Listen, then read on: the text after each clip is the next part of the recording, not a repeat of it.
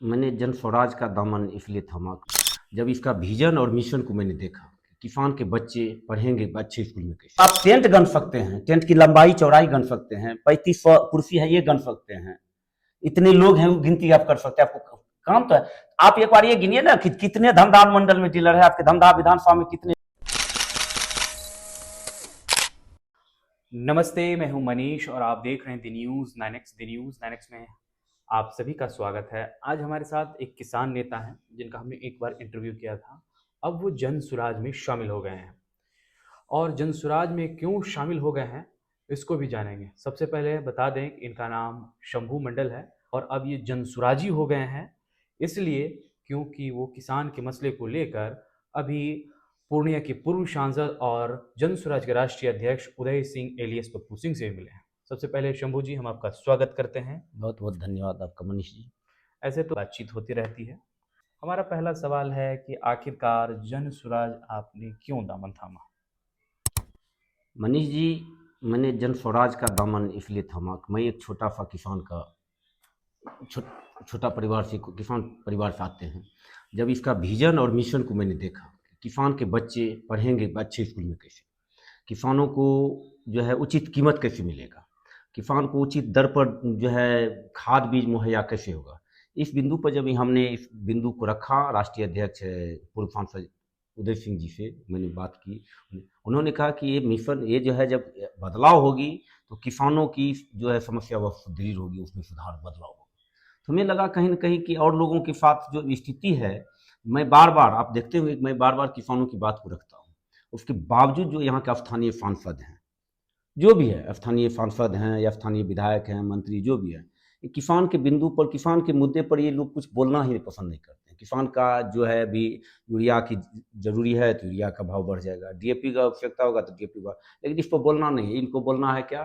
तो कोई बोलेगा गुजरात पर, तो कोई बोलेगा बंगाल पर, कोई बोलेगा कहने का मतलब ये वहाँ जो है मर गया, वहाँ कट गया। लेकिन किसान की बात जब होनी चाहिए, जो यहाँ के लोग, यहाँ की जो आबादी है, वो अधिकांश 85% से अबव यहाँ के लोग जो कृषि पर आधारित है, और उसके बच्चे को बढ़िया वस्त्र नहीं मिलता है, बढ़िया भोजन नहीं मिल पाता है, बढ़िया कपड़ा नहीं मिल पाता है, या बच्चे अच्छे स्कूल में पढ़ नहीं पाते हैं, तो इसके लिए कौन जिम्मेवार होगा और इसकी जिम्मेवारी कौन उठाएंगे?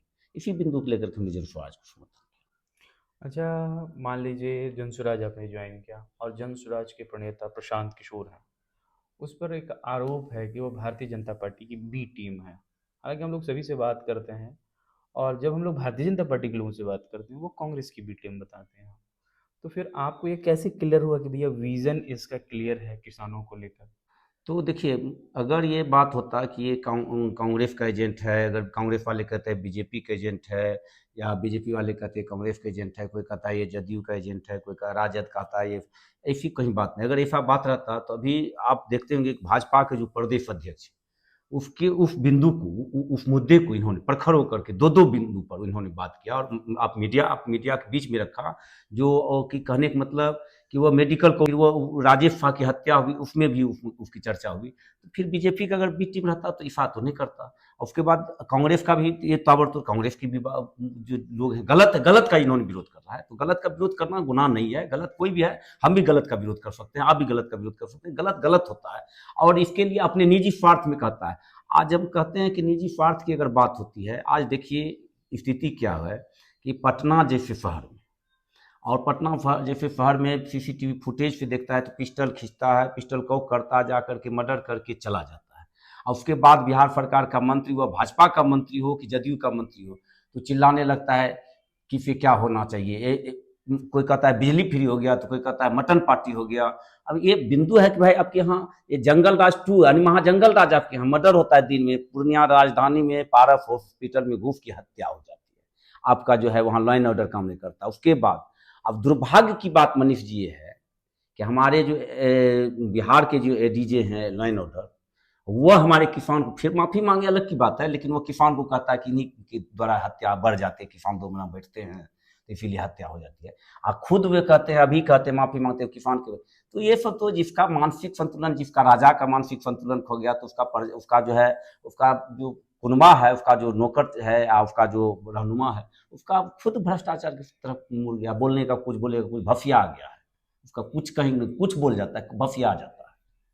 हमारा अगला सवाल होगा दोस्तों बिहार की राजनीति से। बिहार की राजनीति में प्रशांत किशोर कह रहे हैं कि जनता दल यूनाइटेड को सबसे कम सीटें आएंगे। लोग तो ये भी कह रहे हैं कि बीजेपी ने सुपारी दे दी है कि कम सीटें लाने की जिम्मेवारी प्रशांत को दी जाए। देखिए मनीष जी, ये तो हास्य के पात्र की बात बोलते हैं, कुछ भी लोग क्या बोलेंगे। नीतीश जी की बात अगर करते हैं कि जदयू की बात करते हैं, नीतीश जी की बात नहीं कीजिए, जदयू, जदयू मीन्स नीतीश कुमार। और नीतीश कुमार के बाद आज आप देख सकते हैं नीतीश कुमार अपना जो है, क्या कहा जाए उसको, एक तरह से मानसिक रूप से हम नहीं कर सकते हैं, क्योंकि हम कोई डॉक्टर नहीं, हम उसको सर्टिफिकेट नहीं दे सकते हैं। लेकिन उसका क्रियाकलाप देखने के बाद आपको पता चलेगा कि कभी मंच पर जो है सचिव के कपाट पर पैर धर देता है, कभी मंच पर महिला को पकड़ के झकझोरने लगता है, कभी ऑन रिकॉर्ड विधानसभा में कुछ ऐसे अपशब्द की भाषा का प्रयोग कर देते हैं। इससे लगता है कि अब उसके बाद कोई नेता है नहीं, उसके बाद एक भी नेता नहीं जदयू में। जदयू नीतीश कुमार फिनिश, जदयू फिनिश, जदयू में कोई नहीं है। जो भी जदयू में है वो स्लीपर सेल है। वो जितने लोग हैं, जैसे अशोक चौधरी जी हैं, ललन जी हैं, विजय सिन्हा जी हैं, ये सारे लोग बीजेपी का स्लीपर सेल है।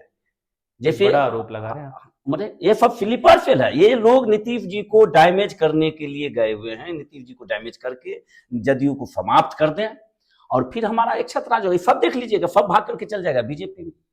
जितने जदयू के लोग हैं, वो अशोक चौधरी जी हो, विजय चौधरी जी हो, या क्या कहते हैं, जो भी लोग हैं, ललन सिंह जी हैं, ये सब भाग जाएंगे, सब चले जाएंगे बीजेपी में। ये बीजेपी का स्लीपर सेल है। दूसरे पर आरोप क्या मरता है, इन लोग का देख लीजिए इनके क्रियाकलाप को। मंच पे चढ़ते हैं तो ऐसे ऐसे बोलने लगते हैं, कभी थाली ऐसे ऐसे थपड़ी पारने लगते हैं, कभी ऐसे ऐसे भजन करने लगते हैं।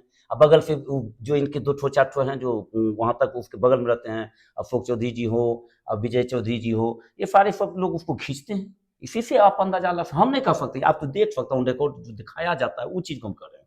तो इसी से कि ये लोग खुद उनको बर्बाद करने के लिए, दूसरे को क्या, ये लोग तो अपनी दाग को बचाने का अपना जो जिम्मेवारी है, उस जिम्मेवारी दूसरे के माथे पर ठोक रहा है। वाकई में नीतीश जी को बर्बाद करने के लिए ये लोग वहां से प्रमोट किए हुए हैं बीजेपी आरएसएस की तरफ से। सारे जितने सारे लोग हैं, ये सारे लोग वहां आरएसएस और बीजेपी की तरफ से प्रमोट है कि नीतीश कुमार को नस्तानाबूद कर दो। उसके बाद फिर बीजेपी चाहेगी कि हम चलाएंगे, जैसे महाराष्ट्र में हुआ, उसी तरह से चाह रहा है।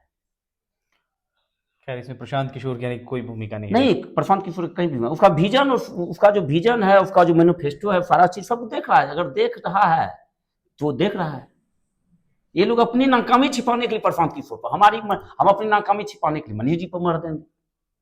आगे बढ़ते हैं और सीमांचल बहुत से हैं। सीमांचल को लेकर प्रशांत किशोर मुसलमानों से मीटिंग करते हैं और वो कहते हैं कि आप हमारे साथ आइए, हम एक नई सरकार बनाएंगे। क्या मुसलमान जुड़ेंगे आपके साथ? देखिए, जुड़ना भी चाहिए, मुसलमानों को जुड़ना चाहिए। हम ऐसे ऐसे बता देते हैं, डिफिनेशन देते हैं, जुड़ना चाहिए। जब सीमांचल में वोटिंग की बात होती है, अररिया हो, किशनगंज हो, कटिहार हो, पूर्णिया हो, यहाँ जहाँ भी वोटिंग की बात होती है विधानसभा पार्लियामेंट में, तो अररिया में अगर तस्लीम साहब के बेटे शहनवाज जी चुनाव लड़ते हैं, सरफराज जी जब चुनाव लड़ते हैं, वहाँ के जितने यादव बिरादरी के लोग हैं मुसलमान को वोट नहीं करते, वो सबसे बड़ा हिंदूवाद बन जाता है, वो अपने को राष्ट्रवाद बन जाते, कहते मैं हिंदू हूँ। इसलिए कि मुसलमान नहीं जीते, शहनवाज जी नहीं जीते, सरफराज जी नहीं जीते, वो प्रदीप सिंह को दे देते वोट। और प्रदीप सिंह का बोली आप सुने होंगे, कहता है कि जिसको अररिया में रहना है वह हिंदू हिंदू बोलना होगा।